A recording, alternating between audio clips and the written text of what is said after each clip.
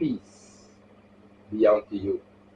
My topic today is entitled Bewitched, and my text is taken from Galatians chapter 2, verses 21 through chapter 3 to verse 5. Many would remember the comedy Bewitched from the 1960s. However, long before there was such a show, Paul used that word to describe what was happening in the churches at Galatia. The word bewitch means to place under one's power by, or as by magic, cast a spell over. Paul founded the churches by preaching that salvation comes by grace and grace alone. But some sneaky teachers had infiltrated the congregation and bewitched the believers into accepting another gospel. Satan is clever. He does not only bewitch men in a crude manner, but also in a more artful fashion. He bedevils the minds of men with hideous fallacies. Paul mentioned three negative consequences of setting aside the grace of God. First, to set aside the grace of God is to reject the cross of Christ. The Christians in Galatia had lost focus of the cross.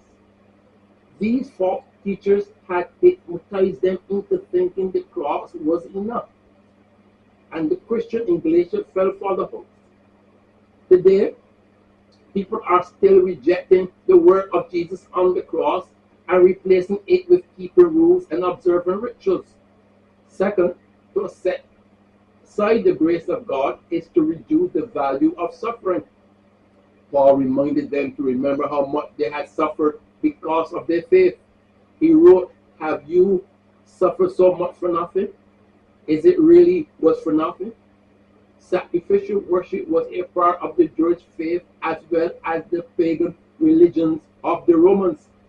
The gospel of grace teaches that the sacrifice of Jesus on the cross is the only offering we need.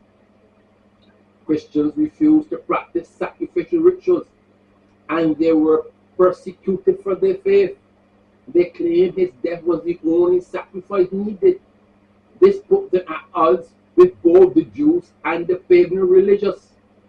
The Romans persecuted them as atheists because they refused to worship Jesus alongside their other Roman gods.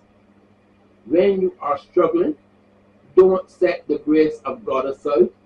Instead, depend on his amazing grace to sustain you through your suffering. Thirdly, to set aside the grace of God is to resist the work of the Holy Spirit.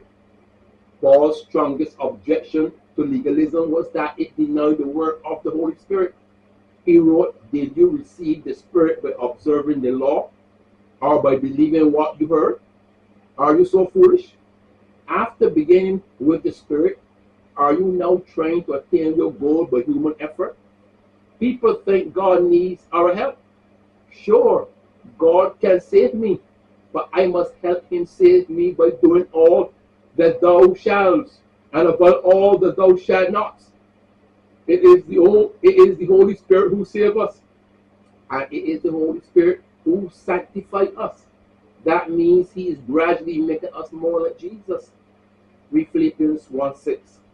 Salvation is a work of the Holy Spirit. When we offer God our life, the Holy Spirit fills our life and moves us from death to life. In closing, don't let the devil or some false teachers bewitch you. Salvation is by grace through faith. So don't fall back or go into the trap of legalism. May God help us.